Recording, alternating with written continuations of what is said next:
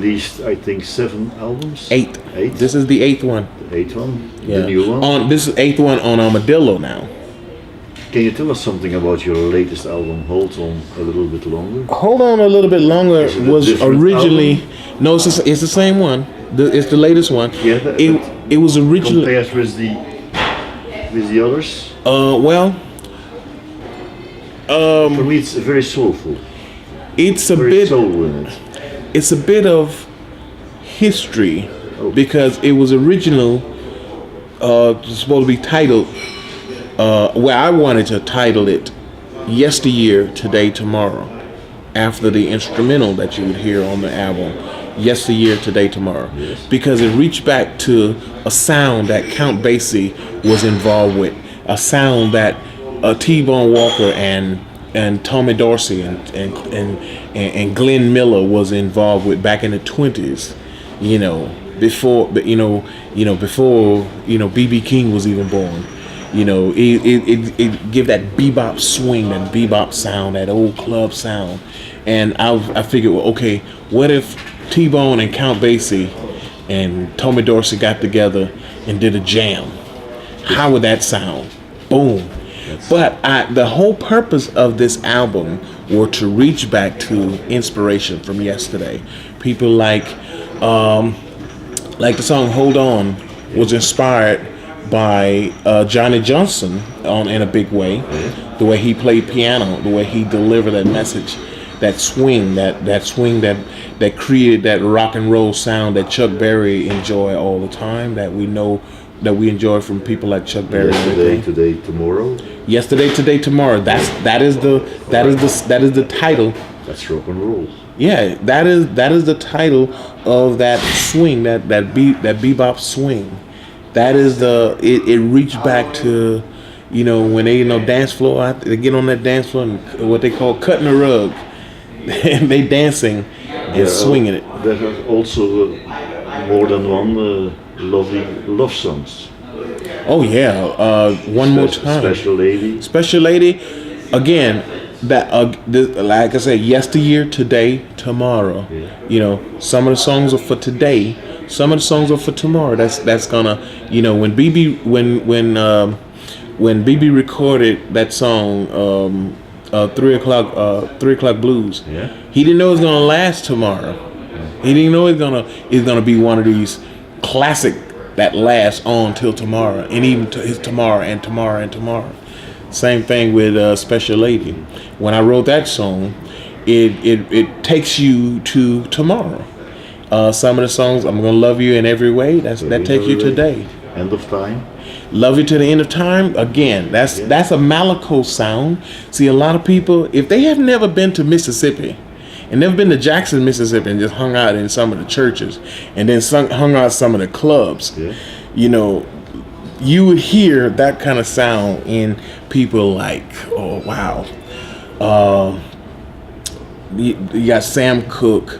Will be have a groove, something like that. You have Marvin Gaye will be on the jukebox sometime. You have Johnny Taylor, especially Johnny Taylor, the Memphis Wailer. You would hear that kind of sound, Clarence Carter in some of the real blues club. When not the side where they say, "Oh, don't go there. That's the wrong kind of people. Stay over here on this side." No, go over there so you can see for yourself what that feeling like. Go to that church. Go to that Baptist church. Go to that Church of God in Christ church. Go to that Methodist church so you could understand the life of the people. See, society, what it have done in these days, have divided people so much that before they understand you, they want to see you from a distance and see if it's safe to understand your life. And even with the music, they want to hold off the music until they feel it's safe. Music is always safe. Music is the truth. Music is the message from the heart. And when you segregate yourself and block your mind from understanding the truth of what is being said and the story that is being said, then you miss out on this glory. You miss out on this flavor of music. This like gravy that goes on the meat of the heart and soul and the story of this music and everything. That's where that song was inspired from. There are also some personal songs, I think. When I name I Can Stand It. I Can't Stand It is a political song. Political song. Political, very political. You know, you see, before my time, even before B.B. King's time, when runaway slaves had to talk, they talked in codes. You know, even after they were slaves, after the slavery was over and they become sharecroppers, they could not say what they wanted to say. You know, so they had to sing in codes. You know, because if they actually, same thing with Bob Dylan. Bob Dylan sung in codes. You know, hey, Mr. Tambourine Man. He wasn't talking about a dude on a tambourine. You know, but he had to sing in codes. And later on, we will discuss about what these codes are all about. But that was a political song there. You know, and some of the verses, like I Can't Stand It. When you've been singing for 49 years, it was when I wrote that song, it was 48 years, but now it's 49 years. And the only time you accept it, a lot of times they say, well, don't call me, we'll call you. Otherwise, we'll pick out who we want to come and entertain us. You know, and you still have the same power, you still have the same energy, you still write with the same spirit, you still write with the same glory. But they want to choose what blues song is being heard.